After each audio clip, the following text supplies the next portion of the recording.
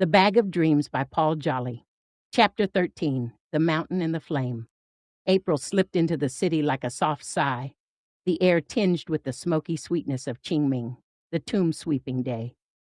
Sophie had spent the morning climbing a mountain with Li's family, their voices weaving through the mist as they trudged up the trail. Her boots sank into damp earth, her lungs burned with each step, but the ache was a gift. It pulled her mind from the 5 plates she'd been spinning lately. Jerry's manufacturing deadlines loomed like storm clouds. Patricia's excited calls from the Dublin factory buzzed with orders, and the AI software project, her genius engineer hero's wild dream, kept her tethered to late-night Zooms across time zones. Add Sebastian's book and her training course, and it was a mad, beautiful juggle. Sophie held it together, one breath at a time. She was happy, though, deeply, quietly happy. Li's steady hand felt like an anchor, his family's warmth a soft echo of her lost home. The new 5th-floor office sparkled in her mind, all sleek lines and big windows, proof her dreams were taking root. And her British-style Model 3, wrapped in a cheeky Union Jack, sat parked below, a piece of her past humming with pride. Life wasn't easy, but it was hers, and she steered it with grit and grace. The climb stretched into dusk, the mountain stillness wrapping her like a shawl. Li's family lingered over dinner, swapping tales of ancestors and steamed buns. But Li, never one for tradition, kissed her forehead and shuffled off to bed, leaving Sophie with the night. The city glittered below, a super-modern maze of steel and light, and a restless itch bloomed in her chest. She needed to breathe, to feel her own soul. Past midnight, as gentle rain fell, she slipped out, boots tapping against wet streets, until she found the tallest building in sight. The rooftop was her sanctuary, a concrete perch above the chaos. She cracked open a beer, the cold fizz biting her tongue, and lit a cigarette, the flame flickering against the drizzle. Settling cross-legged on the stairs to the elevator motor room, she pulled her notebook from her bag of dreams, that battered leather satchel she cherished, and let the pen take over. Qingming was for honoring the departed, sending whispers to those who'd shaped you, and Sophie felt them tugging at her heart.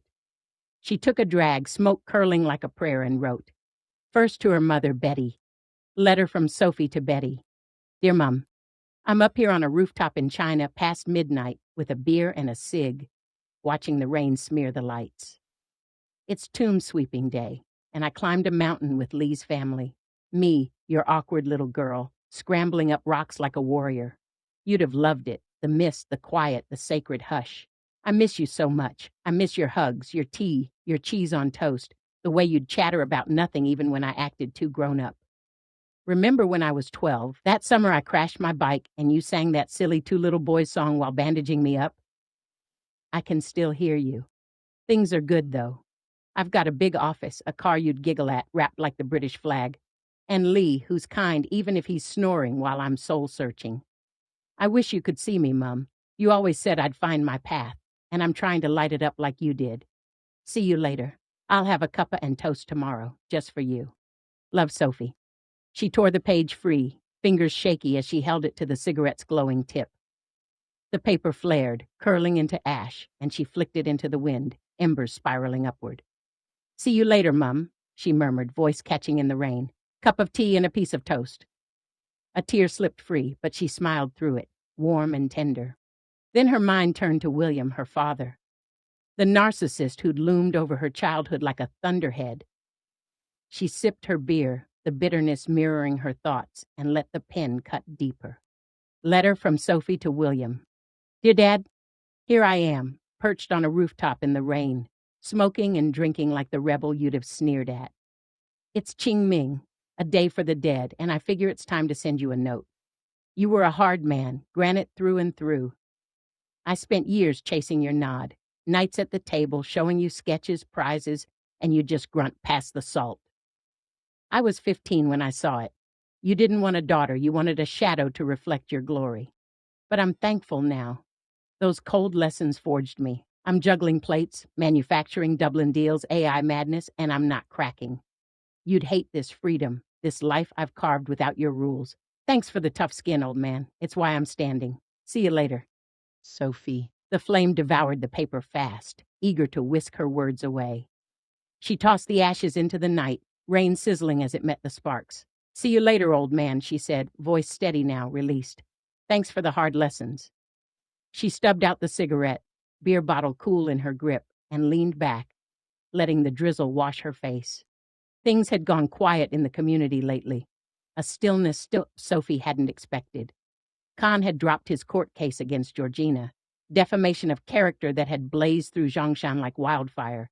He'd reclaimed his lawyer funds, turned his honey badger tenacity to his business, and gone all in.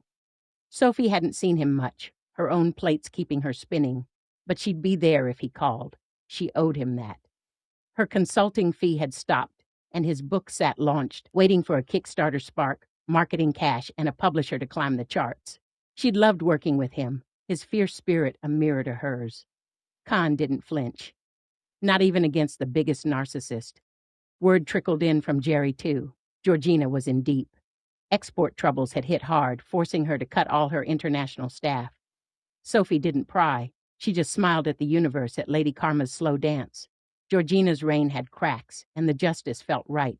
She didn't gloat. She wasn't that woman. But the balance settled her. Up here, with the city sprawling below and rain kissing her skin, Sophie felt free. Life was a wrestle, plates teetering, narcissists fading, allies like Khan and Jerry holding their corners.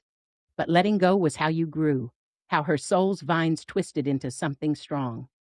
Turning water into wine was simple. Just water the grapes, let time work its magic. She'd seen it on YouTube, a quirky tutorial that stuck, and it rang true now. She was tending her vineyard, now coaxing a harvest from chaos. The rain eased, leaving a glossy sheen on the rooftop. Sophie stood, stretching her arms wide, beer bottle swinging loose. She'd climb mountains, spin plates, send letters to the stars, whatever it took to bloom. With Lee dreaming below, Khan charging his path, and her dreams nestled in her bag, she was ready for the next twist. The vines were thriving, and the wine was hers to savor. Back home, the house was still, the kind of quiet that settles after midnight when the world holds its breath. Lee and her visiting family slept upstairs, soft snores, a distant hum. Sophie curled up on the sofa, the TV flickering with a late-night rerun she ignored. Her bag of dreams sat beside her, that worn leather satchel stuffed with hope and hustle. She pulled out her new favorite notebook, not just any journal, but her yearly planner, designed and scribbled into life by her own hand. The first sample had arrived that week, its crisp pages begging for her thoughts, and she traced the cover with quiet pride. It sprang from her latest project, 10 Truths of a Rich Bastard, a collaboration with Sebastian from Cambridge, UK. They'd finalized the manuscript, her raw experiences twined with his sharp wit, and now it needed a marketing budget. Sebastian deserved his cut. His talent and influencer base made the book sing. Sophie flipped open the planner, pen-scratching dreams and to-dos. She'd handed out strategies to her partners, Jerry, Patricia, Hero's AI crew, each a seed she watered step by step like vines. But sometimes she thought with a wry smile it felt like bamboo, slow to show, her projects still young. She trusted the universe. Bamboo shot up fast once it broke through. She just had to keep watering. The book with Sebastian was a gem, a labor of love that had her laughing and learning. 10 Truths was for entrepreneurs, a gut-punch list of questions Sophie had wrestled through narcissists and wins, paired with her take on staying happy despite the bastards. Sebastian's polish made it soar. Launching it was another plate, but she was determined, joining Jerry's grind, Patricia's orders, Hero's AI gig, and her fifth, the AI training course. That was a beast. With Hero, she was crafting a guide to 20 AI tools, including his B2B lead gen software. It was like writing another book while learning the tech herself. 5 modules, simple enough to teach Jerry's factory workers to wield laptops, AI, and content creation. Sophie saw a sales engine roaring for their factory software and products. She stoked the coals. If tired, old Sophie could master this and teach it. Anyone could. Lead by example, she thought, grinning at Auntie Fanny's quip. If you want the toilet cleaned proper, get on your knees and scrub it yourself. 5 plates were plenty, but she'd do her part.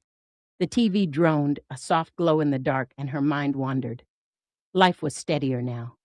Khan charged his path, Georgina's empire crumbled, Jerry had mentioned her staff cuts, and the universe tipped the scales.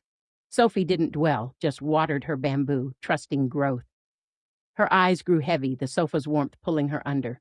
She nestled into the cushion, thoughts calming, and drifted off. She opened her eyes and knew it was a dream, colors too vivid, edges too soft. She was in Gran's tiny flat, tea and lavender in the air. Betty sipped from a chipped mug, Gran perched in her automatic chair, and Auntie Fanny lounged beside her, gossiping over EastEnders.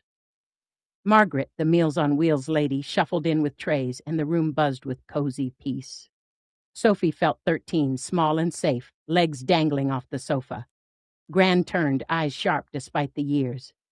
"You look tired, dear. Let's have a cuppa," she said, voice crackling like an old radio. "I am Gran," Sophie admitted, her teenage self spilling out. "Life's not what you expect. People you love, trust. They surprise you with trouble you'd never predict." Auntie Fanny chuckled, accent thick as syrup. "Done trouble till trouble troubles you." Sophie smiled, memories of Fanny's wit flooding back. The last time she'd seen her was 4 years ago at Mum's funeral, those raw words echoing. "I don't remember you. I don't know who you are. I'm sorry." Sophie had whispered, "It's me, Auntie Fanny, little Sophie, Betty's girl," but the moment slipped away. Now Fanny was whole, grinning as she dismounted her chair. "I'll put the kettle on," she announced, shuffling off in size 1 slippers to the tiny kitchen. Sophie turned to Betty, heart aching. "Are you happy, Mum?" Betty smiled, took a swig of tea, then a drag on her cigarette, smoke curling like a halo. "Sophie, learn from your mistakes. Fuel your dreams, baby. Take action. Be bold." She glanced at the clock. "And tell your sister we're going home in 10 or we'll be late for dinner." The room faded, and Sophie jolted awake. Monday morning sun spilled through the curtains, the TV a silent gray. Her planner lay open, to-dos staring back. Contracts, strategies, all needing her touch. The bamboo was watered, the foundation set. Now her perfectionist streak would polish it, coaxing the growth she knew was coming. She stretched, the dream lingering like a warm hand on her shoulder, and hopped up. "Dust want a cup of tea, duck?" she called to a sleepy Lee in her local accent, grinning.